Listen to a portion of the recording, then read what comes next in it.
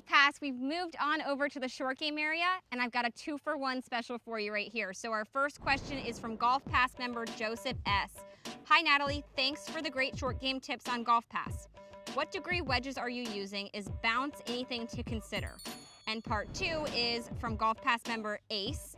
How do you make sure you don't chunk the ball when hitting chip shots to the green, particularly off of a tight lie?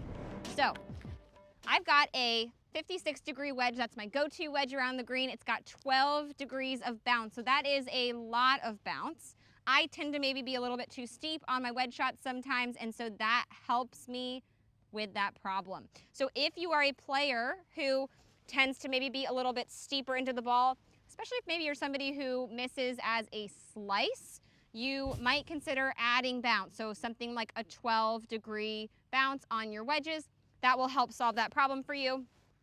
If you're somebody who is maybe a little bit sweepier, meaning you don't really take a lot of divots with your irons, maybe have less bounce, and that can help the club dig a little bit more, help you hit better shots around the green. So to address the second part of our question there, let's talk about how we would set up to execute a shot off of a tight lie. Down here in Florida, we've got this Bermuda grass, so it's very grainy. When we get on a tight lie, if I make a practice swing here, it's very easy for that golf club to grab into the grass. That leading edge can get stuck, and it's super easy to chunk your shots, which is no fun when we're out on the golf course. So in order to set up for this shot, my feet should be no more than a club head apart. I'm going to have the ball in the middle of my stance. Butt of the club should be very straight up and down, meaning we're not having our hands pressed in front. Butt of the club is at the center of my body. This activates the bounce of the club. So this back part of the club here, if we had it sitting in my hand here, the further back my hands are, the more bounce we are activating, the more forward my hands are, the more we're using that leading edge to dig into the ground. So again, off of a tight lie, we want to use the bounce.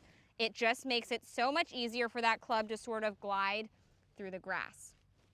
This is a shot that should stop relatively quickly when it hits the ground.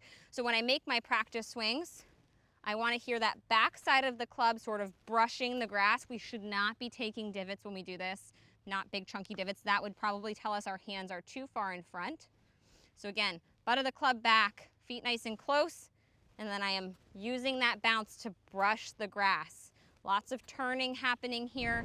Very similar to if you were going to underhand throw a golf ball onto the green from this distance, same motion. Let's go ahead and hit one here. I'm gonna land the ball maybe a little bit closer to the flag because again, I'm hitting that higher shot that should stop more quickly when it hits the grass. So you can see how nicely that came out. Nice, high, soft shot that stops on a dime when it hits the ground. I didn't have any trouble gliding through the grass there because I activated the bounce on my wedge. So next time you have a tight lie on the golf course, make sure that you use the bounce on your wedge, maybe a higher lofted club. It's going to glide through that grass much more easily to help you shoot lower scores.